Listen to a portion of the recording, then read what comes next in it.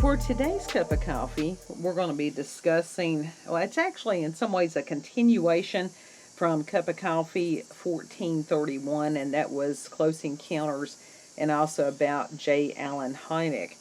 And within that, they mentioned the experience of Officer Lonnie Zamora, and that was mentioned partly. I've got several resources for you, including it's sort of like an advertisement that a company used the design that he envisioned, or actually that he witnessed. So rather than me try to stick a picture up in front of the camera, people that can just go to the link and see it. Or you could like edit it somehow and put it in front of the camera. I can do that. I very well can do that. So this part of this comes from, it's CUFON. It's the Computer UFO Network. CUFON. It's not, I don't know. I can't see it. It's not so. coupon. CUFON. Cuffin. Anyhow, cuffin. It could be cuffin. But this was written by Chris Lambert. Souffle. Well, yeah, that's a different site. That's the cooking channel. This is by Chris Lambert of. Stop it! Dead Kennedys. Soup is good food. Okay, because we'll stop. Nothing ever bad happens to the Kennedys. Oh, that's a horrible impression. And that's the reason the name of the punk group was the Dead Kennedys. But anyhow, this was written by Chris Lambert, or Lambert, and that is February 1996. It's been a long day, folks. Anyhow, all the links. I'm not going to sit and read to you all today because I can paraphrase most of it. The experience of Lonnie Zamora on April 24th, 1964 stands as one of the most profound UFO events in the modern history of the phenomenon. And this occurred in Socorro, which is a small town about an hour's drive south of Albuquerque, New Mexico. So, and they have outcroppings of land, or actually they're sort of like little gullies. I mean, there's a lot of, spooky shit that happens in New Mexico and stuff like that, so. I think it's because that's not where Area 51 is. I think that's Nevada. I can't remember. You know what? That's to both of our shame that we don't know what state Area 51's in. Hey Siri, what state is Area 51 in? The answer I found. I was right! Good. Nevada! It's in Nevada! Good for you. Anyhow, they have these little gullies, and there is a particular term which I'm not even going to try to pronounce.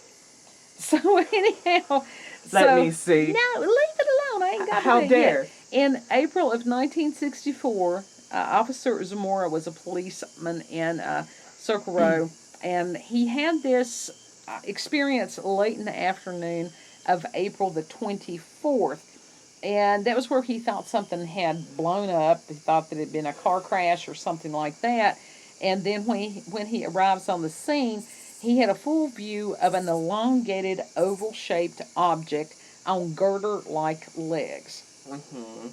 And almost as soon as he saw it, there was the loud roar and the bluish flame that shot out from the underside of the object. Cute. And, being trained to do what he was trained to do, he calls this incident in, and State Police Sergeant Sam Chavez had heard the call, and he arrived on the scene. And it says, together, Zamora and Chavez noted the evidence left in the arroyo. That's the little gully. Okay. See, I could pronounce it. I just couldn't remember it without looking at it. I don't speak Spanish, so I don't know any of it. I had 3.5 years of it, so anyhow.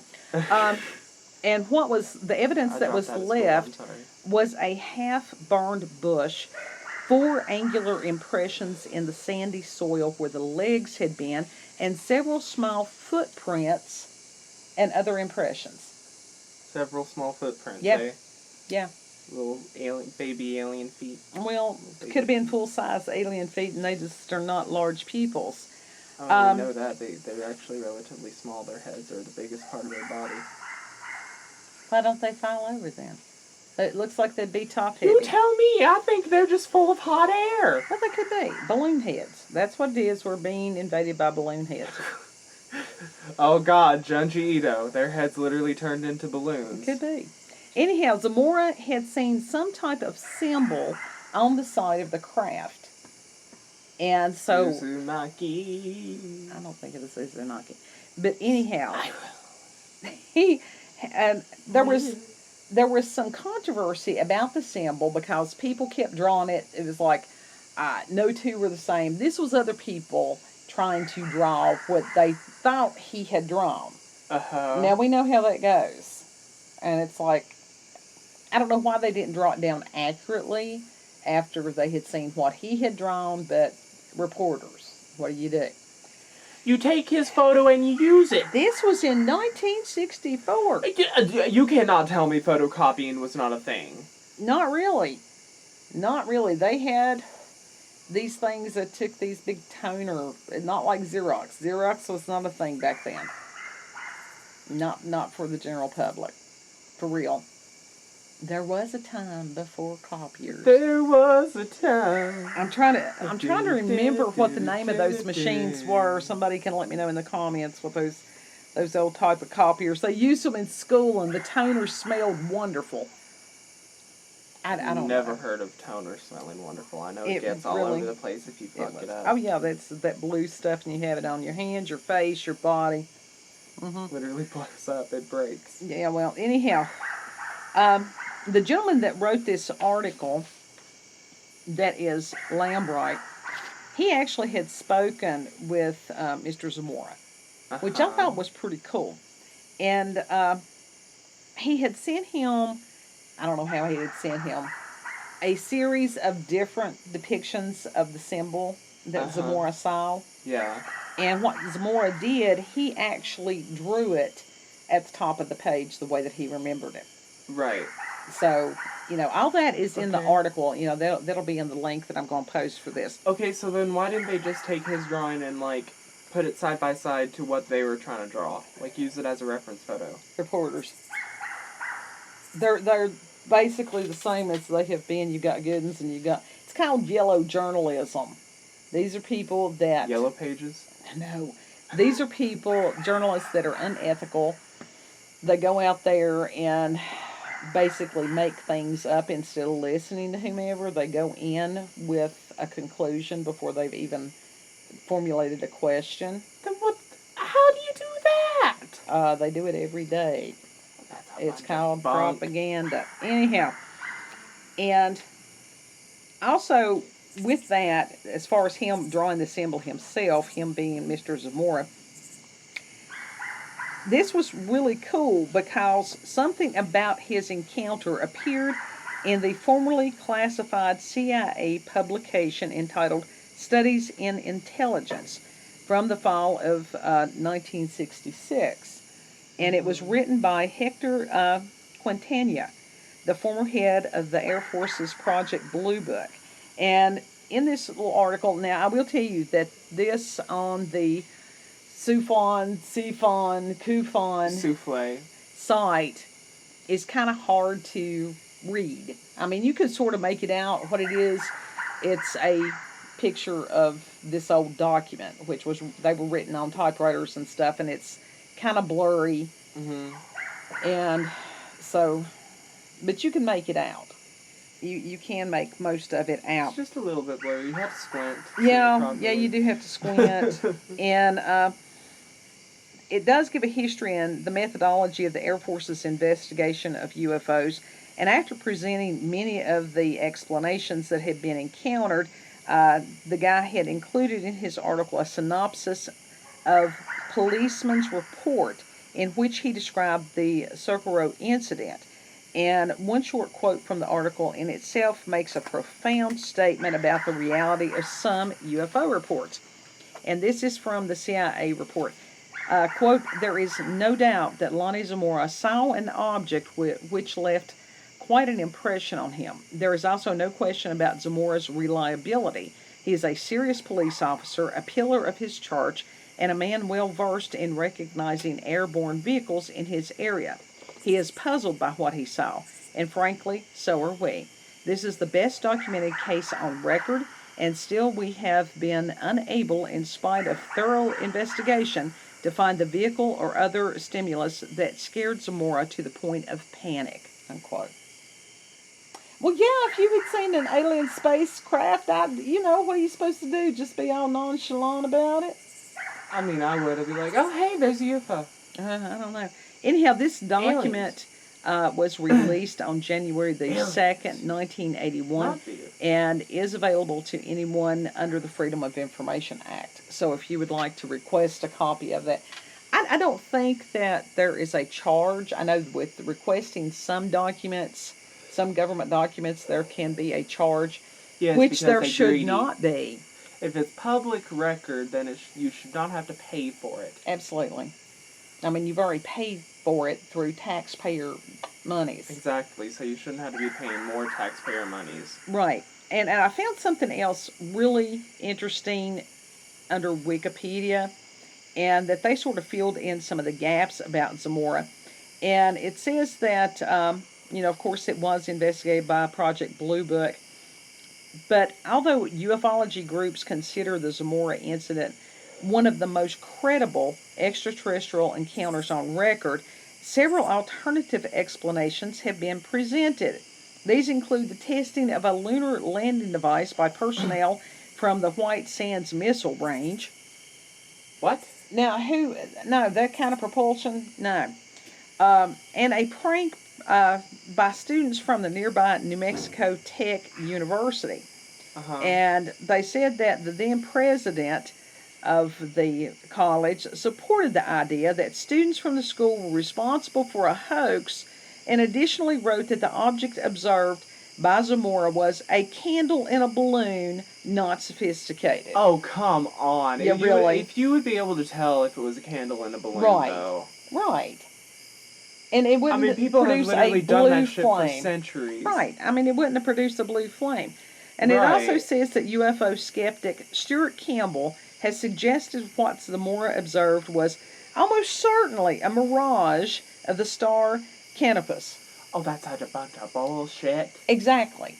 And this is what happens. They're just wanting to cover up the actual fact that they saw a UFO. Absolutely. It was a UFO that the CIA even took to be authentic, or pretty much. And then this was pretty cool. In 1966, the president of the Socorro County Chamber of Commerce proposed developing the site of the UFO encounter to make it accessible to tourists. Because you've always got these people that they're going to find a way to, turn the dollar.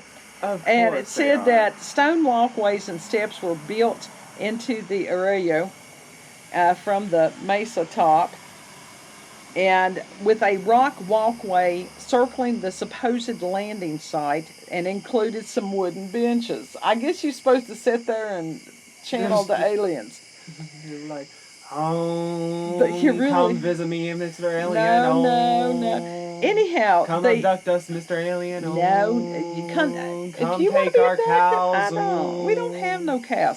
Anyhow, get the neighbors right beside us. Well, you can't offer somebody else's cattle.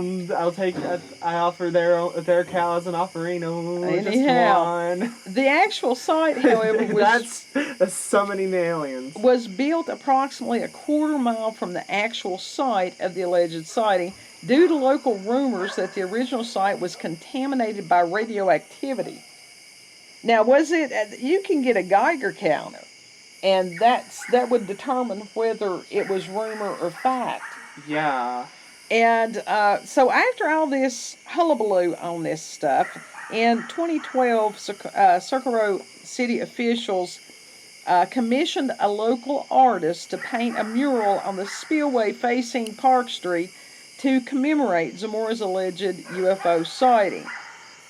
Which, it's a good thing that happened in 2012, because Mr. Zamora, he became so tired of dealing with this subject and the scrutiny and everything that went through it that he eventually avoided both ufologists and the Air Force. I don't blame him. And he took a job managing a gas station. And God love him. He got shamed. He died on November the 2nd, 2009. So that was before this mural thing happened. Oh, yes. And God love him, he was 76 years old. Why didn't they give him the credit when he was alive? Well, because that's how that goes. And it had nothing to do with him. It had to do with trying to pull in tourists. Oh, yes, because making money is so much more important than getting information out. Oh, Sure. yeah. Sure. All hail the mighty dollar. Yeah. Fuck off on that, dude. Like, so I thought that was actually quite tragic, and that's not the first time that we have heard of people that have had sightings or abductions or anything like that. That is the spin. That is the propaganda. That is the gaslighting. That is done not only about UFOs, abductions, but also the supernatural, paranormal, the cryptids, the whole basis of the channel here. Right. Like, they don't want people to think outside the box. And that box is getting smaller day by day. Very much so. Like, my God. Well, look to the skies, people. There is a huge... dig deep into the realm of internet and research. There is a huge push Read books. To discourage people for thinking for themselves. Very much so, because they don't want people to... because independent thought is dangerous to them. And especially when it comes, is involving things... Don't be a sheep. That are outside of their version of science. And we have seen how that has been perverted. Absolutely perverted. Their version of science is just so heavily skewed to fit the agenda that they are trying to push. It's not science at all. It is the agenda. And there's multiple levels of that. And so anybody that says anything different, they're treated like Zamora and worse. Absolutely. And God love him. I don't blame him. He was just done with it. Yeah, I don't blame him for being done with it. I mean, he was ridiculed all of his life. Mm-hmm. Travis Walton is still being ridiculed. Yes, even though he has not slipped up on his story not once. No. I mean, even in the comment sections when Joe Rogan, I'm not a fan of Joe Rogan, folks, truly. I hate him. He's an asshole. Well, he's another grifter. He's a turf. And so, when he had interviewed Travis Walton, and I did watch that, and you can find that on YouTube or just about anywhere, I'm sure. And some of the comments that were on YouTube, absolutely ridiculous. Oh, he's lying. He's nervous. He's looking down. And it's like, okay, anybody who has ever watched somebody who has PTSD could clearly see that this man, I mean, he was having flashbacks. This many years later, he's having flashbacks. I mean, yeah, he went through a traumatic experience. Of course he's going to have flashbacks. That's how PTSD works. But you've got all these people that are armchair psychologists, therapists, doctors, this, that, and the other. There's a difference between, doing your own research, finding your own information, and then pretending that you know it all. And that goes for the people who do have the proper letters after their name. Yeah, but, nobody can know everything. Exactly. And it's very, oh God, what's the word? It's very ignorant to believe that you know everything. Narcissistic. Yeah, it's very narcissistic to believe. That's the word I was looking for, and I didn't know if that was the right word. Sure. It's very narcissistic to believe that you know everything, when clearly that is not possible. Well, and that is can be one of the negative sides of the internet.